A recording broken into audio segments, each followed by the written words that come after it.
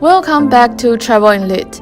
Today I will share the story of Henry VIII and his wives. Well, their story is not 100% related to the literature, but it is related in somehow. As you know, literature is life.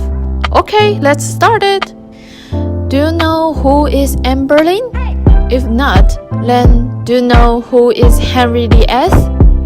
If you don't know who they are, then congratulations! You will know something about them today. If you know them, then congratulations again! You can help me to check if I say anything wrong.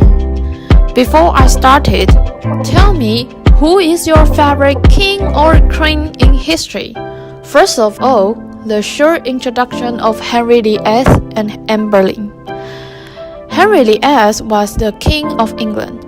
He ruled from 1509 to 1547. He is the father of Queen Elizabeth I.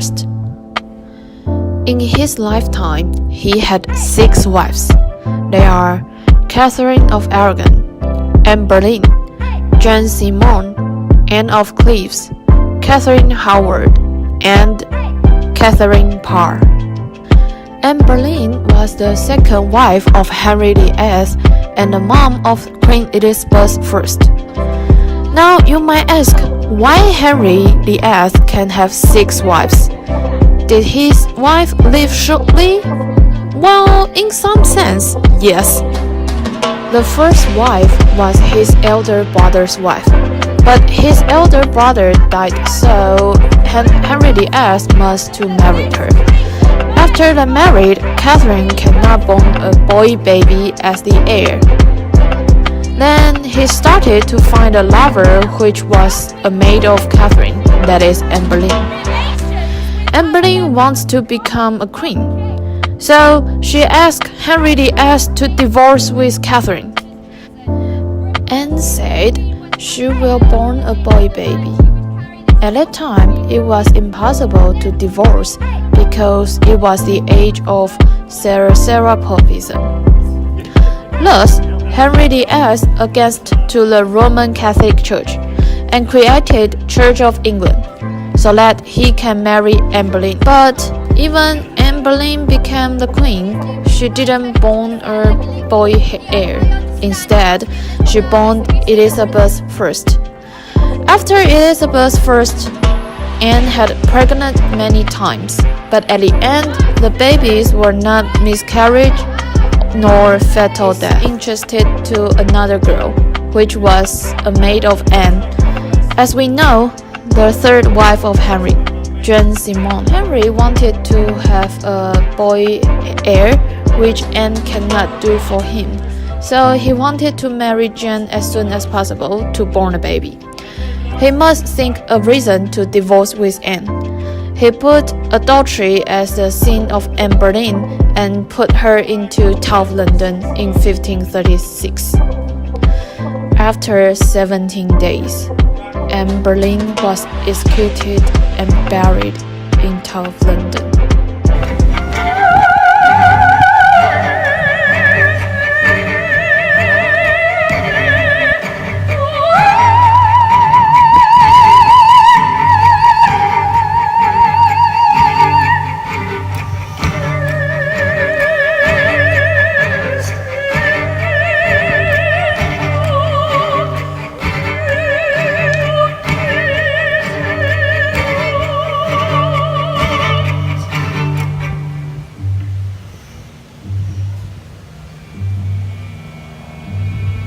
But if you have already sealed my fate, I do hope God will pardon your grave sin.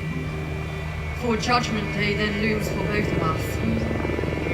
I'll trouble you no more, but in my prayers consign you to the grace of God's goodwill, whilst I am in my doleful prison still. As Anne is swiftly stripped of regal garb, her cloth is tailored, altered all anew, and soon will fit the blushing form of Jane. The flames of infamy have found a wind, and scorched the crowned falcon feathers white, falling as blackened dust, and from the ash, the phoenix of Wolf Hall begins to rise.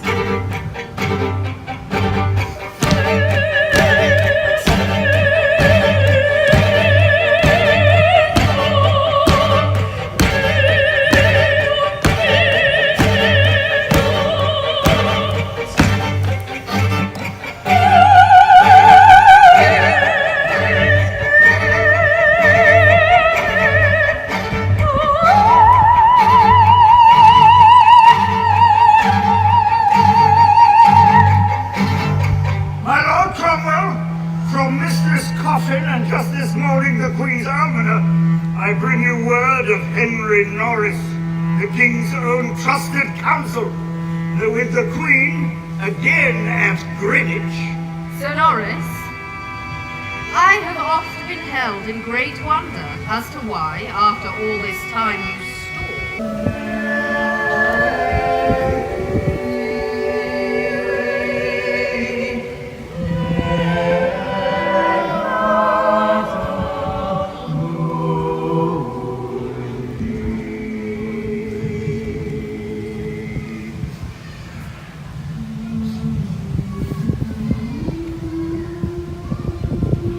I have not come here to preach a sermon.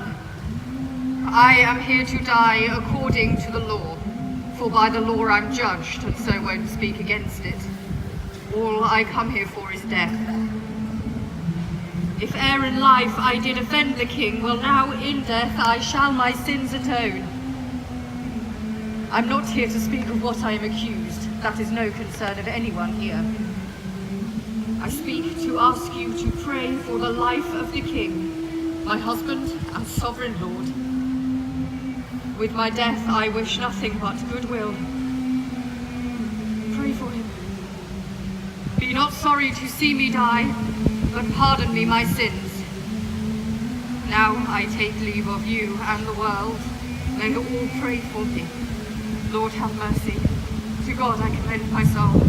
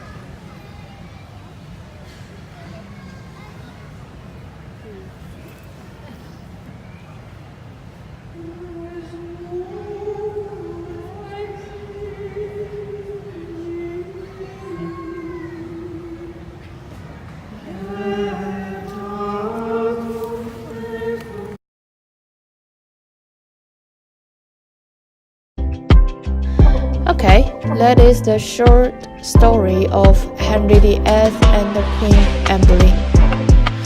As always, I hope you enjoyed today's video, and don't forget to subscribe Traveling Lit if you haven't. See you soon in my next video.